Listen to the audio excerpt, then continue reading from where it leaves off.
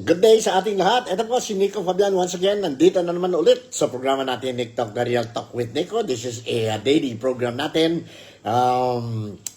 designed to inform ang mga followers ko po dito sa Nick Talk, The Real Talk with Nico of what is happening, ang mga latest developments tungkol sa bayan natin, ang Pilipinas. So, I would like again to welcome ang mga Filipinos, kapatid, kababayan, kaibigan ko dito po sa Malaysia, be it sa West Malaysia o dito po sa Sabah. Welcome kayo dito sa programa natin. No? And of course, welcome din ang mga Malaysian friends natin. This program is also dedicated lahat sa mga overseas Filipino workers kung nasaan man kayo ngayon po. I wish everything is running smoothly sa buhay ninyo. And of course, para sa mga kapatid, kaibigan at kababayan natin dyan po sa Pilipinas, itong programa natin. So, I have prepared some video clips for today. Today is June 25 na po. Malapit na by end of this week, or by weekend, malapit na ang sabihin natin, ang rally, ng peace rally o white ribbon rally to be held dyan po sa Pilipinas regarding ang sabihin natin ang disappointment ng many of the Filipinos, no? They want to voice out or we want to voice out ang disappointment natin tungkol what is happening ngayon sa Pilipinas, and that will be at the People's Power Monument sa EDSA on Sunday, June 28 po. Organized by religious group natin sa Pilipinas. Kung may time kayo po, don't forget to participate. So at least, mas malakas na ang, magiging malakas ang boses ng mga Pilipino tungkol our disappointments regarding how things are moving on dyan po sa Pilipinas, especially ang problema natin ng corruption. We will voice out our sentiments, disappointments sa gobyerno natin on Sunday. Hope it will be a peaceful rally, and sana nobody will take advantage, mga irresponsible people will take advantage of this grouping or assembly of people po sa Sunday. Sa Sunday po. Okay, medyo iba ang boses natin ngayon po dahil, in fact, to be frank with you, I'm not feeling well. And I was thinking of taking an off day, pero sabi ko, kaya-kaya pa natin ito. And may mga balita tayo dito po, importante para sa inyo. Very important for me to inform you of what is happening dyan po sa Pilipinas, saka dito sa Malaysia, sa Sabah po. Now, before going any further, I would like to share with you po isang video clip coming from, ano ito natin po, ang subject natin po is ang chief editor ko po sa Daily Express, and he was commenting something on the ang Sabah. You know, Sabah, since several decades ago, I think it was on the 70s po, on the 70s, Sabah has been identified or known as the richest state in Malaysia.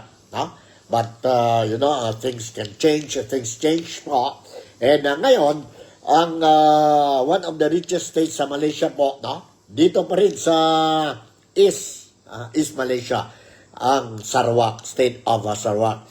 Because we have two states in East Malaysia po, that is Sabah and Sarawak. Let's watch and listen ang sabihin natin, ang statement made by Daily Express, our newspaper dito po, Daily Express chief editor, si James Sarda po. Ito ang chief editor namin sa newspaper namin, ang Daily Express. Daily Express. So let's watch and listen a brief statement made by Datuk James Sarda po. Datuk James Sarda. Nandito po, let's watch and listen to this.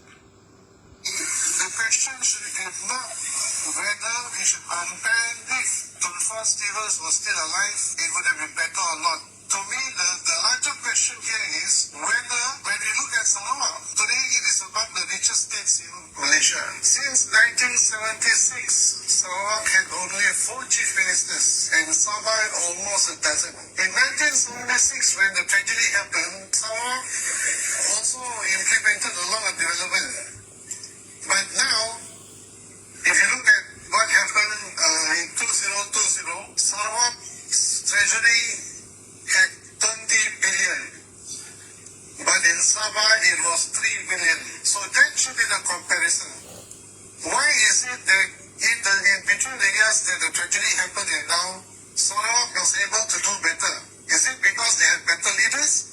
Or is it because there are circumstances that were put in the way of Sabah in not being able to achieve what Sarawak could achieve? So instead of trying to imagine whether Sabah would have been better off, I'll be more interested to know why Sarawak can be such a success. The Sabah is only now trying to get somewhere. For that matter, I wonder if this tragedy happened in Sarawak and involved Sarawak leaders, would they have remained quiet for 47 years before the findings of the 666 could be revealed? Is it because the state is run by Sarawakians and not the Sarawakian who is a branch manager of a medicinal party? I leave it to the audience to figure it out. Alright, yun po, narinig natin ang statement made by Daily Express Chief Editor, si Dato James Sarda po. And if you remember, he mentioned something like Sarawak Treasury has recorded money ngayon of 20 billion po, no? 20 billion, while ang Sabah, 3 billion lang daw po. That makes the difference. But anyway, whether we like it or not, everybody knows that Malaysia is doing good compared to other developing countries kagaya sa bayan natin, ang Pilipinas. That's why you can see a lot of Filipinos coming into Sabah or to Sarawak or sa West Malaysia po for job opportunities because they believe na maganda din ang buhay dito sa Sabah. Maganda ang buhay dito sa Sabah, maganda ang buhay sa Sarawak, maganda ang buhay dito sa Malaysia in general. If you're working here, legally staying here, provided you are properly documented. Mahirap lang po if you are undocumented. So do not even think of coming to Sabah or coming to Malaysia po illegally because mahirap ang buhay ng mga foreigners who came in Malaysia without the travel documents po because the Malaysian authorities are very strict when it comes to undocumented people in the country or in their country. Alright? So, yan po. So now, let's move on sa atin po. Let me share with you ang latest tungkol sa shooting incident dyan po sa Tacloban, sa San Jose National High School, no? Sa Tacloban, Leyte, the other day. And I was made to understand yon of the 15 injured students po, no? 2 are now in a critical condition. So let us include our prayers itong dalawang estudyante po who are now critically in a critical situation po because they sustained gunshot wounds po. I hope and pray that they will survive and speedy recovery sa dalawang estudyante po. And there is also on news, lumabas din po kahapon po, and it's another incident sa eskwelahan. A grade 9 student of Julio Ledesma National High School or JLN HS in San Carlos City, Negros Occidental, is being treated at a medical facility after he was stabbed on Tuesday by a grade 10 student. A stabbing incident naman po, estudyante po. The stabbing occurred a day after the deadly shooting incident in Tacloban City, also involving school children. Initial investigation showed that the victim sustained an injury in his lower right abdomen. The suspect, a grade 10 student, was immediately arrested by the police during a pursuit operation, according to Regional Police spokesperson Lieutenant Colonel Joem Malong.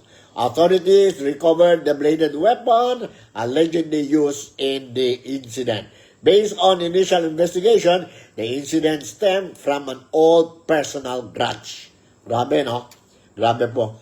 Bata pa ito po, no? And yan na po. Ha? May mga personal grudge, kunting problema sila po. Ngayon, they think about itong klaseng mga solutions to resolve or solve ang problema nila, personal grudge po, by killing each other. Grabe naman po. Anyway, let me share with you po ang news about this incident po. Nandito, let's watch and listen to this po. Reported ito po sa newspaper natin sa Pilipinas po. Hold on. Nandito. Okay?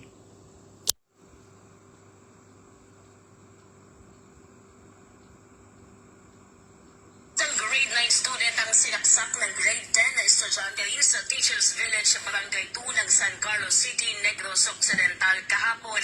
Naganap ang insidente dakong alas 3:40 ng hapon sa labas lamang ng Julio Ledesma National High School o JLNHS.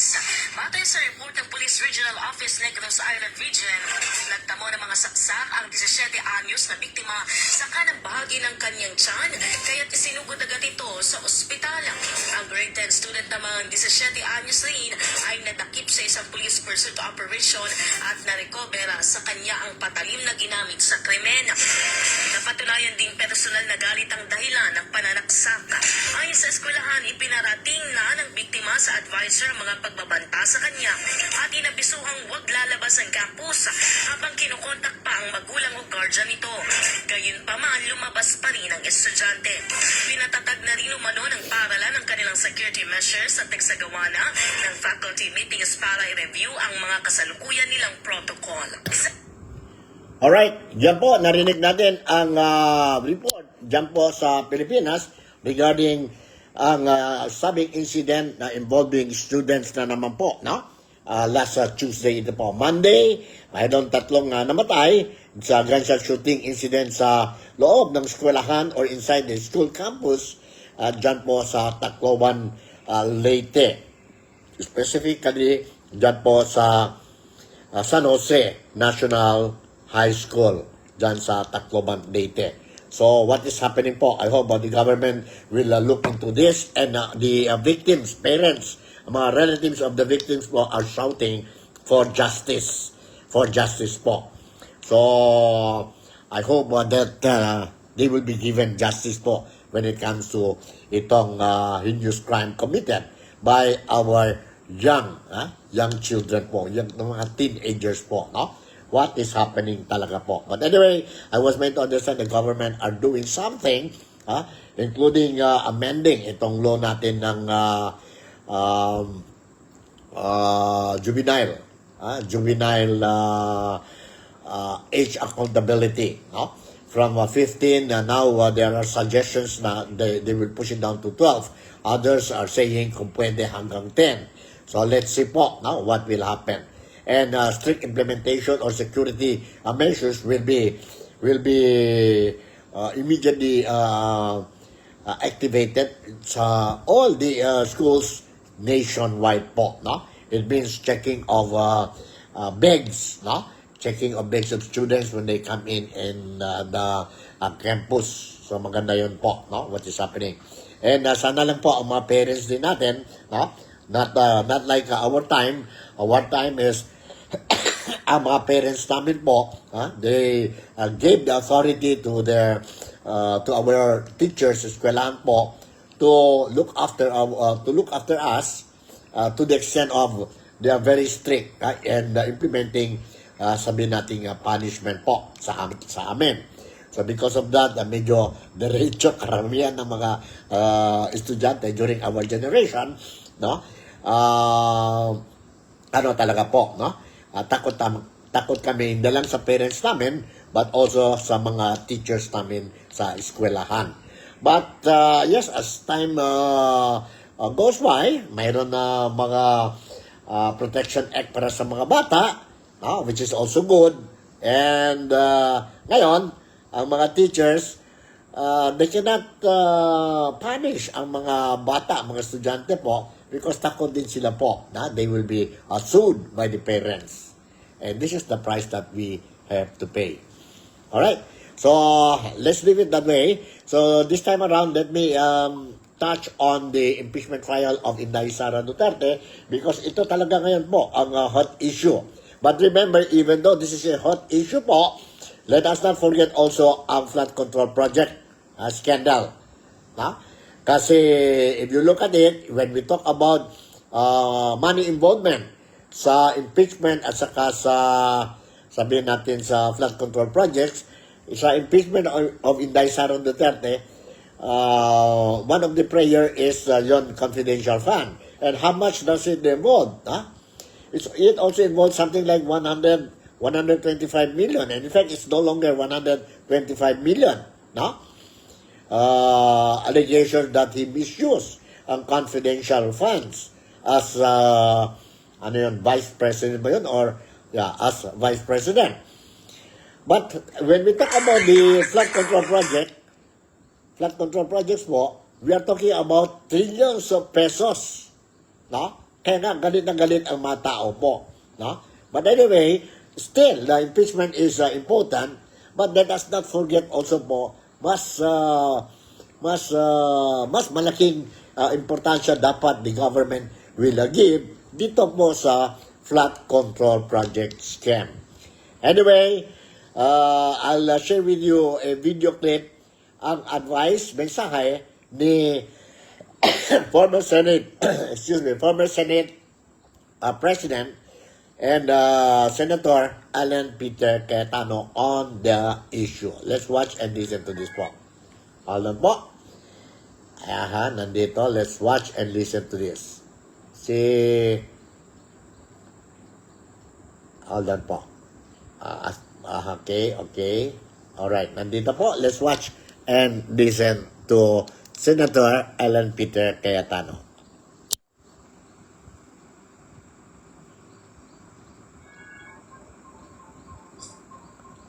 Sa senator judges, we're not really trained as judges. Of course, some of us have been in other impeachment trials or whether sa House or sa Senate, so may konti ng experience. But still, ang layo sa training kahit na ng ating MTC or RTC judges, di ba? So, yung impartiality is very important. So, if you remember when we convened the court, nag-oath-taking, di ba? Nauna ako at pagkatapos nag-oath naman yung lahat ng senator. Makikita nyo po dito sa resolution adopting the rules of procedure on impeachment trials. Sa Rule 3, before the consideration of the articles of impeachment, the presiding officer shall administer the prescribed oath or affirmation to the members of the Senate then present and to the other members of the Senate as they may appear, whose duty shall be to take the same. Upon presentation of the articles to the Senate shall specify the date and time for consideration of such articles unless the Senate provides otherwise, di ba? So yan, ginawa natin lahat. Tingnan niyo yung next paragraph. Senator shall observe political neutrality during the course of impeachment trial.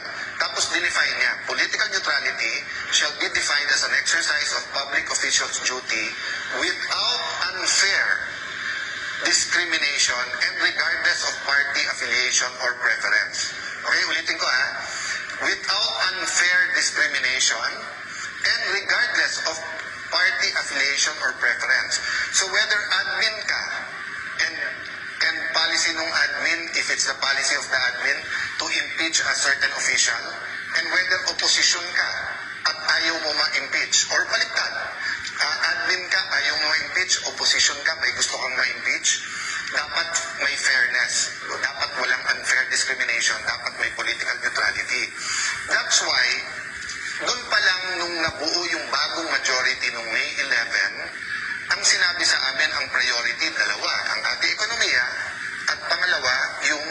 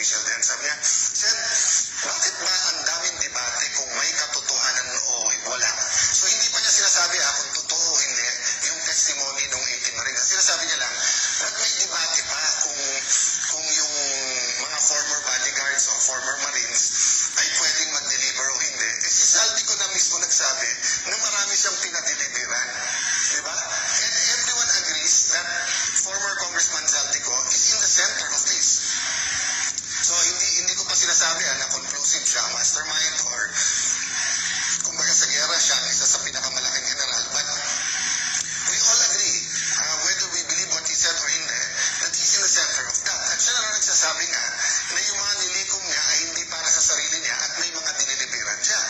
Ay imposible naman mag-isa siya nag-deliver. So, going back to my point, that's one area to follow. Okay, number two, dami pang public officials. Ang dami na banggit. So, dun sa inyo na nagtataka, bakit ako inaaraw-araw ni Senator Lacson? Diba, nasabi ko na kasi nabuko sila eh. So, kasi kung susundan niya, kung kaya niyo yung ibang mga video at mga statement ni Senator Lacson, dumating ang point, siya na yung sumasagot eh. Siya na nag-interpret kung ano sinabi ng mga witness. Siya na nagsasabing, etong witness na to, okay, eto hindi. Eto credible, eto hindi. Kinausap daw niya si Yusek Bernardo. Nag-deliver daw, pero hindi sa Malacanang o hindi sa mga taga-Malacanang. Kung hindi, or hindi sa First Family, pero dito dineliver sa mga opisyal na to. And then ayaw niya patawag yung mga opisyal na yan. So, kahit na po yung mga investigador sa PNP na 6 months pa lang nag-training, nag-uumpisa na, may simple yan na kung paano mo susundan yung ebidensya. Diba? So, napakaraming leads. So, ang question lang, gagawin natin ba to o hindi? Kung bakit ko to inuugnay sa impartial hearing? Kasi, kung ang gusto ng administrasyon, kalimutan muna natin lahat ng ibang corruption, impeachment muna kasi importante to. Then that's selective justice, di ba? Then that's discriminating, meaning any other corruption, okay na lang sa atin. Basta dito na lang, kasi why? So, I mean, I won't go into the reasons, obvious naman, di ba? So, we have the rest of this week, we have next week. Why not call a Blue Ribbon hearing? Why not ask both the administration and the opposition sinong gusto niyong witnesses? Nung araw, ganun eh, naging chairman ako ng Blue Ribbon Committee eh. Kahit sinong member na magsabing, sir, can we call ganyan? Kasi when you call a witness, so for example kung 10 kami mag-attend, ako gusto ko magtanong sa 18 Marines. Eh di, oras ko yun eh. Hindi ako magtatanong doon. Ngayon, may nasabi silang hindi sang-ayon. O di, magtanong sila. Kaya nagtataka nga ako kay Senator Erwin, ba't nagpo-comment pa about the 18? Eh sabi niya, mag-inhibit siya.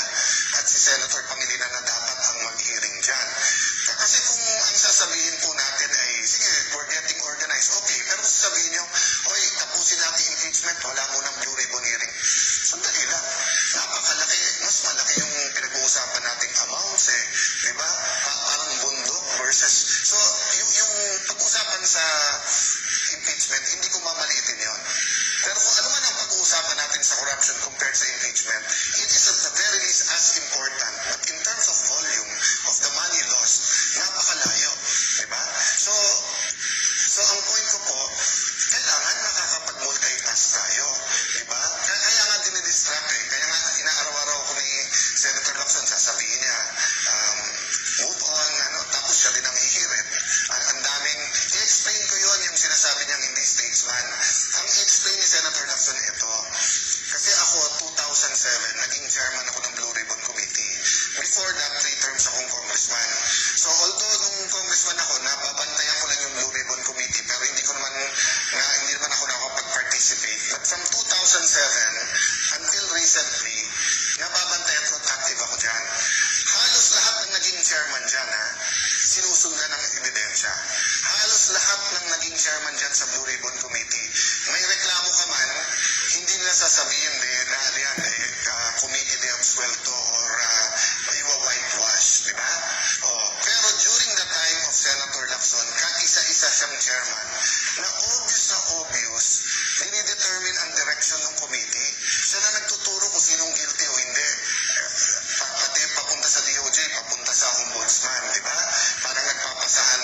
So, very, very clear yon, di ba? So, kung gusto niyo ng pampaputi, punta kayo kay Senator Lacson kasi magaling mag-whitewash.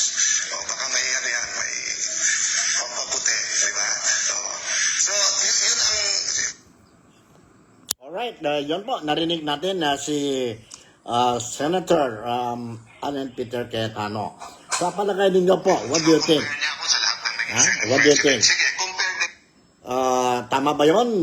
Sabi ni Blue Ribbon Chairman Erwin Tulfo na tapusin muna tayo muna itong impeachment trial of Inday Sara Duterte. Then we go to the flood control projects po. Remember, based on reports we received from legitimate media institutions dyan po sa Pilipinas, the impeachment trial of Inday Sara Duterte could last more than 3 months. More than 3 months po kasi ang dami mga witnesses nila.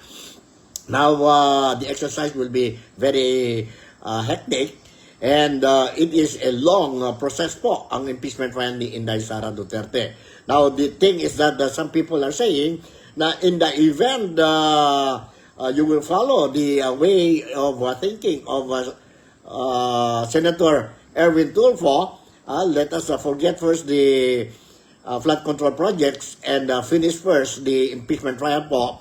Do you think it is another diversionary technique by the government to delay ang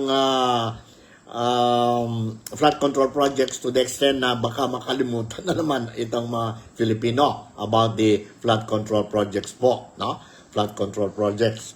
So, fair ba yun?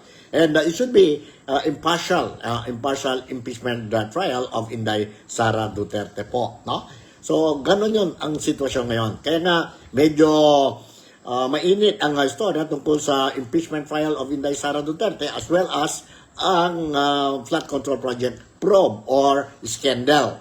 Scandal po. Karamihan, I don't know if you will agree with me, but karamihan ng mga Filipinos, that includes mga Filipinos dito sa Sabah, we really want to know, continue talaga ang Blue Ribbon Committee because we want to know sino-sino talaga ang mga mastermind dyan po sa flood control scam.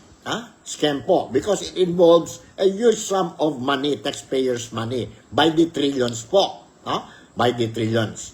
So, huwag natin kalimutan talaga po ang flood control project scandal. Importante na importante yun po. We are talking about corruption. Even in the trial of Inday Sara Duterte, we are talking about corruption po. Yes, of course, we don't succumb to the idea of corruption practices carried out by our elected officials or politicians po, But, huwag natin kalimutan din po, Grabe ang ginawa sa atin po, Kagaya sa amin, mga taxpayers money dito po sa Malaysia, grabe po, we lost our hard-earned money, our taxes we paid sa gobyerno po, and only to know that ang pera namin, pera ng mga Filipinos, taxpayers money po, went to the wrong people po. They are enjoying life, ang buhay nila ngayon po. Samantala tayo po, we are suffering. And every time there will be a typhoon, a strong flash flood dyan po sa Pilipinas, during the trial of Inday Sara Duterte, it will remind us po on the importance of the continuation of the Blue Ribbon Committee investigation po. So, wag natin kalimutan, sigaw natin palagi ang flood control projects that we want to see. Those who are involved will be punished, will be put behind bars, and whatever money we lost, it should be returned to the Filipinos po, to the Filipinos. We don't want any selective judgment po coming from the senator judges natin during the impeachment trial of Inday Sara Duterte. Mayroon pa mga issues dyan po sa impeachment trial of Inday Sara Duterte wherein we don't know po what is the 2/3 or 16 votes to convict Inday Sara Duterte. The law, the Constitution says they must have a total of 16 votes coming from the senators out of the 24 senators mo to convict Inday Sara Duterte. And the other camp are saying only those physically present during the impeachment trial will be allowed to cast their votes at the end of the trial. So, is it constitutional or unconstitutional? Let's see. Nakita natin po, karamihan ng mga former framer of, sabihin natin, ng Constitution natin, 1987 Constitution, they say that it should be respected. Ang 2/3 or 16 votes coming from the senator judges po or from the senators, the 24 senators po. Yon po, kailangan nyo po. But to acquit si Inday Sara Duterte in the trial, they only need something like 9 senators to acquit si Inday Sara Duterte. And looking at the numbers now from the minority bloc, they already have 9. They already have 9. So mahirapan talaga po yon conviction of Inday Sara Duterte, yon number 16. Yon number 16 po. Nakuha sila the other day, yon number 13, but mahirapan talaga sila makuha ito pong magic 16. Magic 16 po. Unless they will do something, they will amend the Constitution, of which I think that this will be a very, very hot issue. Alright? So we leave it that way. In the meantime, we just leave it that way. I will continue to monitor the situation in the Philippines, and I will make sure that you will be informed on the latest updates. In the meantime, let's talk about former Congressman Mike Defensor.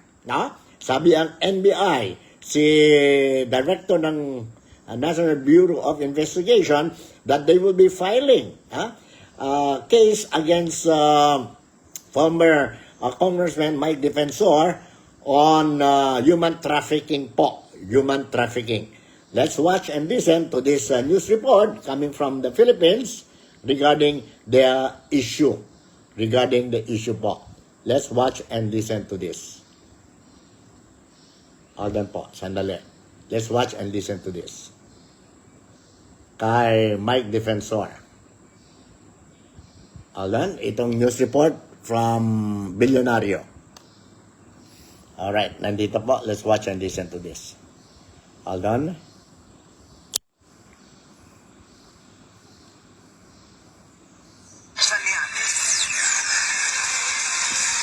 Makikita nyo sa plano, meron talaga doon mismo sa ground floor kung nasan yung Chicago KTV na supposed to be nakalagay doon sa plano na dapat opisina yon ni Mike Defensor. Hindi na raw may kakailapan ni former Congressman Mike Defensor ang pagkakadawit niya sa umano'y human trafficking na naganap sa KTV bar sa Pasig City.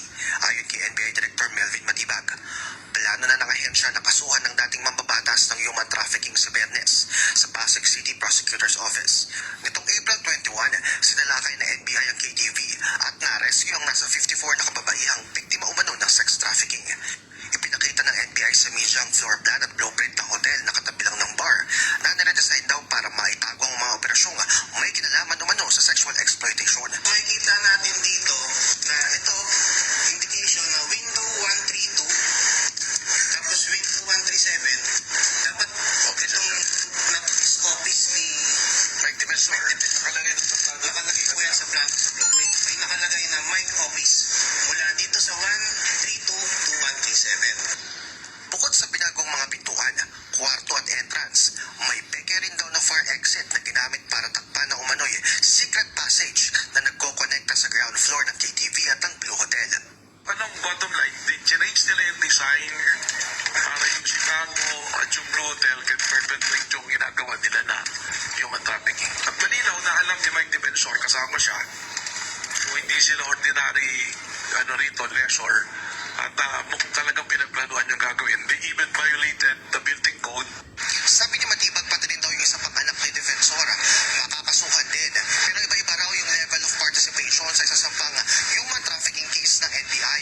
Maging si Lawrence Tan, presidente ng Wakwak Golf and Country Club na nakabutan umano sa raid, makakasuhan din. Una nang kinasuhan ng NBI ang umano'y registered owner ng establishmento na sina Julie Defensor, ang asawa ni Mike at ang anak nilang si Miguel Gabriel Defensor. Pinabulaan na naman ni Julie ang mga akusasyon at sinabing parte lang daw ito ng orchestrated smear campaign laban sa kanilang pamilya.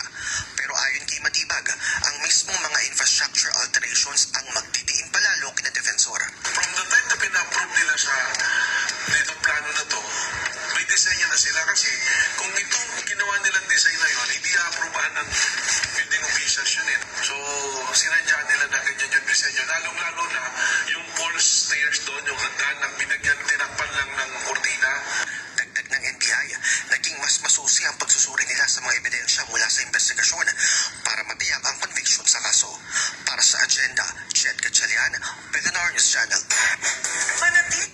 Alright, yan po, narinig natin ang news report coming from Billionario that was aired last night, no? Last night and replayed today, this morning po, about the plan of the National Bureau of Investigation to file human trafficking case against former Congressman Mike Defensor. Mike Defensor po. Sa palagay ninyo po, matuloy ba ito? Bukas na po ang plano nila, no? Bukas to officially file human trafficking case against former Congressman Mike Defensor, who is very vocal sa gobyerno po, no? Mga issues ng corruptions po. And you notice po, anybody ngayon sa Pilipinas, this is the observation ng mga karamihan ng mga Filipinos po, every time any individual, any person who will talk against the government po, then most likely you will be facing cases sa korte po, no? Sa korte. Anyway, let me share with you ang reaction coming from Mike Defensor, Congressman or former Congressman Mike Defensor. Let's watch and listen to this. Hold on po. This is the reaction of Mike Defensor. Hold on po, sandali. Medyo ano tayo muna. Alright? Sandali po. Okay, nandito. Let's watch and listen to this.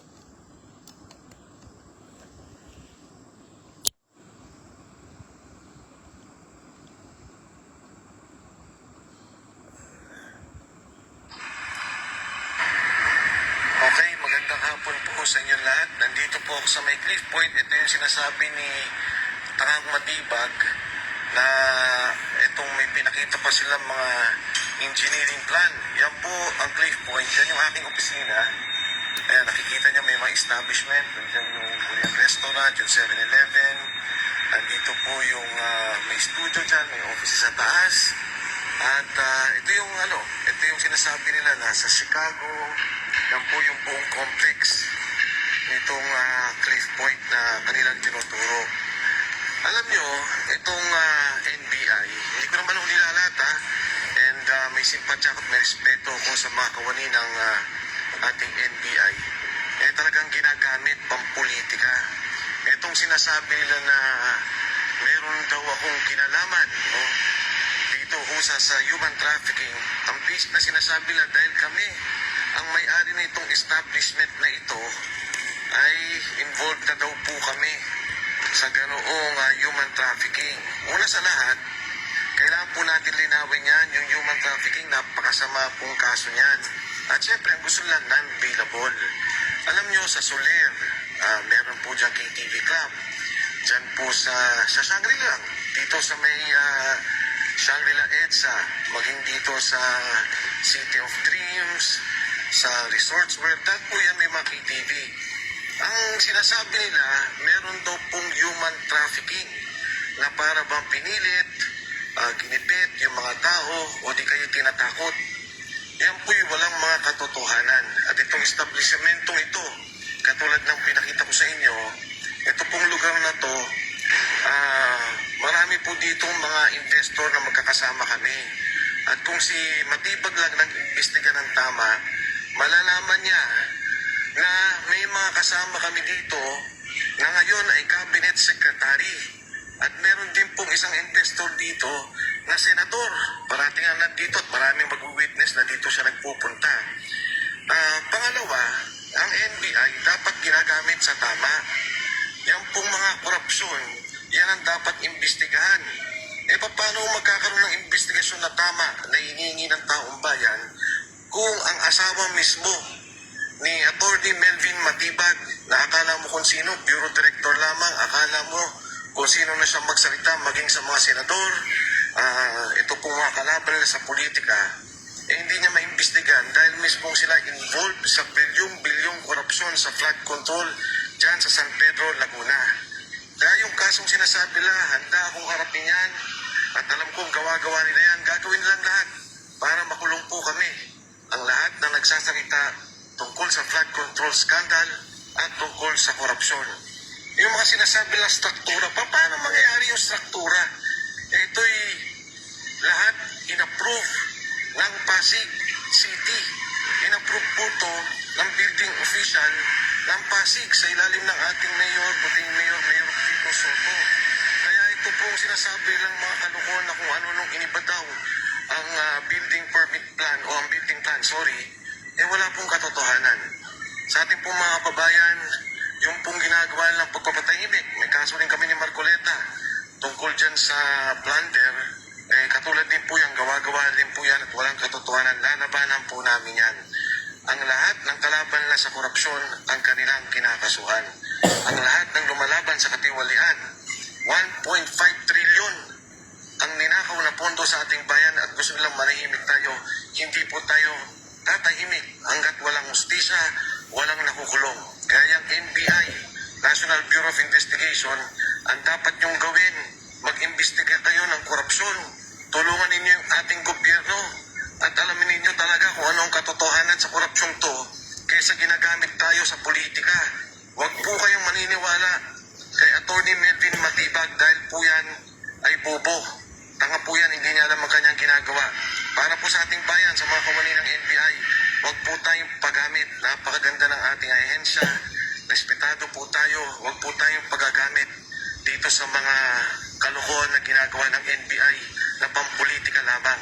Lahat ng mga kalaban nila ay kanilang kinukulong, pinapatahimik at kinakasuhan. Mahigit 40 na po kaming nakasuhan dito sa problema ng flood control scandal. Lahat naman nagsalita, hindi naman involved sa korupsyon. Wala namang ninakaw pera, pero nagsasalita laban sa korupsyon, kinasuhan na po kami lahat. Pero yung totoong mga involved sa korupsyon, hanggang ngayon, laya, protektado, pati nga yung mga freeze order nila, wala na, nakawala na po yung pera. Yan ang ating problema sa ngayon, at yan ang dapat nating tugunan. Sa inyo po lahat, magandang hapon ulit, at maraming salamat. Alright, dahil po, narinig natin ang reaction coming from a former Congressman Mike Defensor. Si Mike Defensor po. And totoo din yan po, no? Narinig, we heard a lot of statement coming from Mike Defensor regarding that every time people will go against the government, especially itong flood control project, now they may case build up sa kanila po, no? So far, sabi niya, we already have based on his knowledge, mga 14 na daw sila po, being filed, or they have a case dyan po sa korte po, no? For being very vocal sa gobyerno. What he wants po and what ang mga Filipino wants now is make sure that itong corruption sa Pilipinas should immediately be stopped. Because of this corruption, ganito ang buhay ng mga Filipino ngayon po. Hindi lang nahirapan tayo sa presyo ng mga bilihan, hindi lang mahirap ang buhay natin sa Pilipinas, apektado din tayo po in terms of ang image namin, image ng mga Filipino na sa labas ng bayan natin po. Doon, as what I said earlier, during the time of, I hate to compare, but anyway, this is true. During the time of former President Rodrigo Roa Duterte, dito lang mismo po sa Malaysia, let's talk about Malaysia.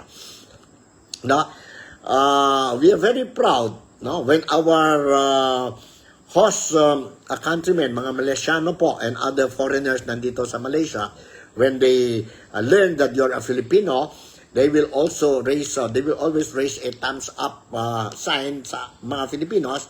They are saying, okay ang mga Filipino, okay ang presidente ninyo. Your president is good. It means, sino ang presidente? Si former President Rodrigo Roa Duterte. So proud na proud kami mga Filipinos po. But now, things change. Instead, they tell us na okay ang Pilipinas, they ask us, what is happening to your country? What happened to your leaders? Yun po ang nahirap po. Masakit para sa amin. Para sa mga Filipinos po. That is exactly what we are experiencing ngayon dito po sa Malaysia. And I suppose, same thing. Diyan po sa mga ibang parte ng mundo ang mga overseas Filipino workers. So sana lang po we'll be able to change the image of the Philippines. For as long as we don't have stability sa security, political stability, economic stability po, we will continue to suffer po. So, let's think about it. Let's think about it po. Let us not forget ang flood control projects. So siguro hanggang dito na lang muna ang programa natin, Nick Talk. Real Talk with Nico. I'm sorry, medyo masama ang pakiramdam natin. Siguro it is because of the change of weather. Change of weather. No? And yeah, don't worry. Although even though I'm not feeling well, but kung may mga updates tayo sa Pilipinas and kailangan to pass the message sa mga Filipino communities natin dito sa Malaysia and dito sa programa natin Nick Talk, The Real Talk with Nico, for the sake of our kababayan, kapatid at kaibigan natin sa iba-ibang parte ng mundo, mga overseas Filipino workers. That's I'll make sure that you will be properly informed. So with this, once again, si Nico Fabian would like to say thank you very much for making me a part of your day today. Hidop Malaysia, Sama Bole, mabuhay ang Pilipinas. God bless the world. Bye. I'll see you in my next episode. And you take care. Ingat. I love you all.